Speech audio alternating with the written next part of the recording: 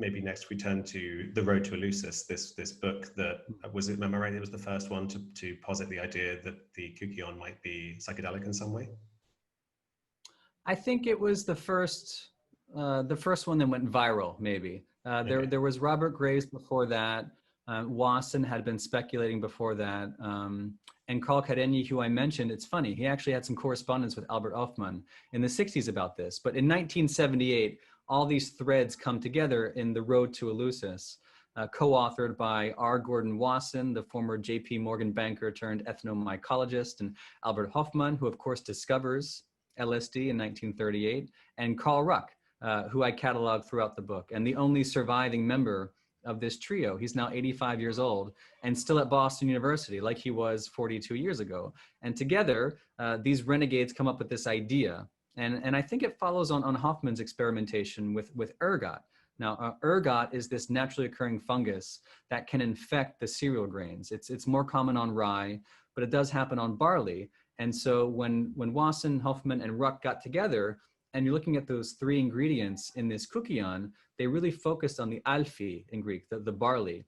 And to them, alphi is kind of a code word. It doesn't really mean barley. It meant barley infected with ergot, again, which is very common, naturally occurring, and the very same ergot that Hofmann used to synthesize LSD. And his thinking, in a Swiss chemist's mind, is that if I could do this accidentally, because remember, Hofmann was not looking for LSD.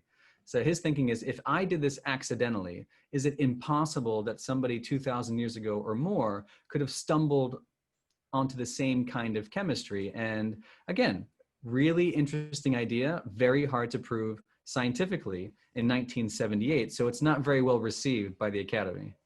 Yeah, and so you have, I mean, these people are really giants in the field of psychedelics. You have Gordon Wasson as well, the guy who first took magic mushrooms from Mexico to the West, right? And then gave them to Albert Hofmann, and he became the first person to synthesize psilocybin. And I remember when I first heard about The Road to Eleusis, my gut instinct was, well, why would it be ergot rather than mushrooms? These guys know about mushrooms. They seem to be readily available. But then when you read about, the fact that, I mean, agriculture, you have grain, and ergot's such a widely, found fungus. And am I right that Hofmann tried some of these ergot alkaloids that are like LSD, like tried them on himself as well, and found they were psychedelic? Yeah. One of the funnest moments of my research was sitting in the Wasson archives, which has attracted kind of this cult following, but it's this beautiful, massive collection that's held in the Harvard Herbaria there at the very end of Divinity Avenue next to the Harvard Divinity School.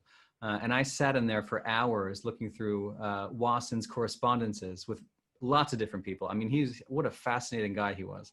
And in 1976, I found this letter that Albert Hofmann had written him from Switzerland, saying that he had self-dosed, because that's what Hofmann did. He had self-dosed with ergonovine, which is one of these many, many alkaloids present in ergot. And at the time, they were talking about like 30 different alkaloids. Some of them potentially visionary, some of them quite toxic, which is another interesting and key fact about this hypothesis, because ergot, it tends to result in not very pleasant experiences, like a gangrene and convulsions and trembling. And we have lots of ergot outbreaks, ergotism throughout the Middle Ages and even into the 20th century. So it always struck me as a weird hypothesis. And then I found this letter that Hofmann wrote to his colleagues saying that he'd self-dosed and found it to be 5 to 10 times more effective than psilocybin, which is, I mean, you were talking about a pretty potent substance here. And Hofmann himself did not report anything unpleasant, and he sent some samples along in the mail to Wasson, hoping Wasson would also self-experiment. And instead of doing that, he gave it to Carl Ruck to see what would happen. And Carl, unfortunately, did not enter the land of marmalade trees. So we're not sure what Hofmann did, why it was so effective on him, but we have his word for it. Right, and I guess, the idea is that they would have had some way of modifying the potion so that it would be less toxic and more psychedelic, perhaps. And then with Ruck's career, right, he took a real impact because of the modern bias, right, the war on drugs happening at the time. And you met him as well, right, during the research of your book? I hung out with Carl a few times. I went to visit him in his beautiful home in Hull, Massachusetts, maybe an hour south of Boston, again, where he's still a professor at Boston University. And, I'd read The Road to Eleusis when I was an undergrad. And because there just wasn't much rigorous scholarship on the use of drugs in antiquity, there wasn't, much to follow up on. And so I left it there, not because it was like scandalous for me in the late 90s or early 2000s. And I talked to my professors about it. Nobody was really scandalized. There just wasn't a lot there until I started reading all this psychopharmacology in 2007, 2008. But again, think back to 1978. Carl's this young chair of the classics department. Wasson and Huffman were older and basically retired and had not much to lose. And as I write in the book, Carl had everything to lose and he lost it hard.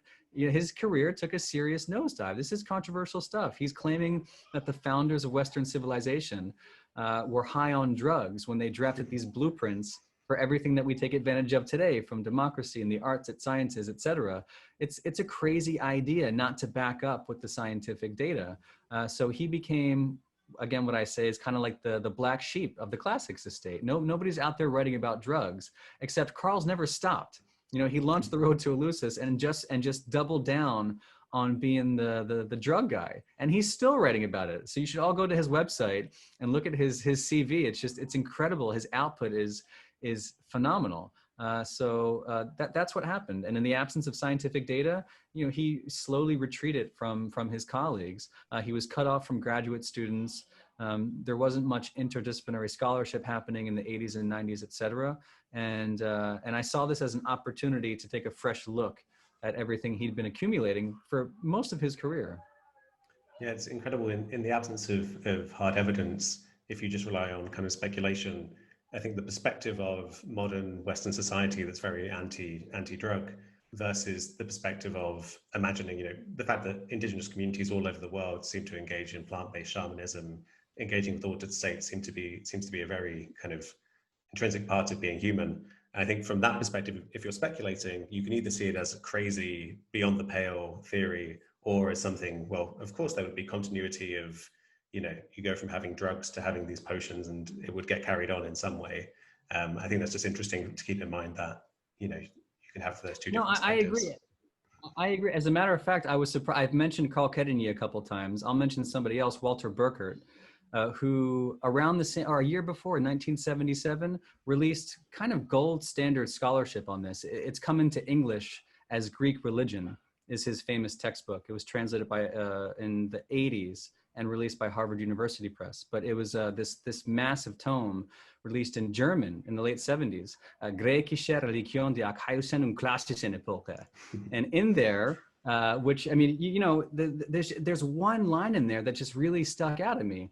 And Walter Burkert, not a drug guy, is essentially speculating and saying that, is it possible that Eleusis and these other mystery cults, these fertility rites, harken back to something from deep prehistory, when there was a drug sacrament, right? When there was something potent and active, and that by the time it got to the classical Greeks, maybe it had been forgotten and replaced, he says, by a harmless substance, but that at some point, it was the kind of ritual that guaranteed, what does he say? Like access to a psychedelic beyond. I mean, all this like beautiful poetic German language.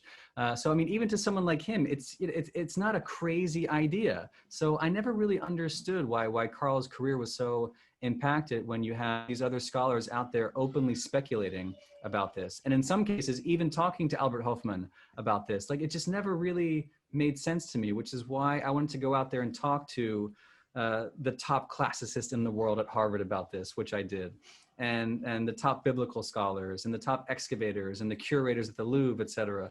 Because I think if we just approach this without that bias, that, I mean, your intuition, I think, was my intuition, is that this doesn't seem crazy at first blush.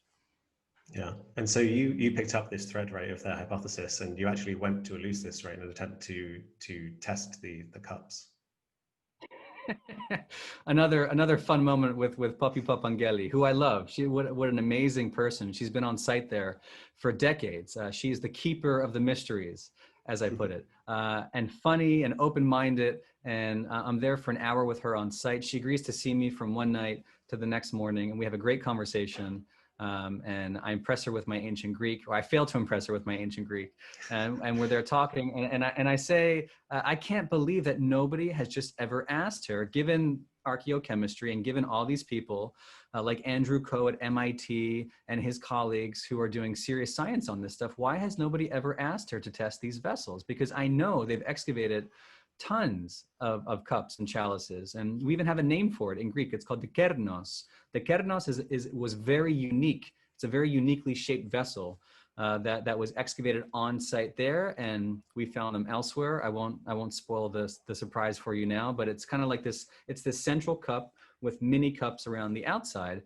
Again, it points to some kind of mixed beverage or potion. And when I finally asked her the question I'd been dying to ask her for like a decade, her response was that unfortunately her chalices, her cups had been treated for conservation purposes. And so there was no longer any active alkaloids or compounds or organic material in these. So Eleusis itself was an unfortunate dead end.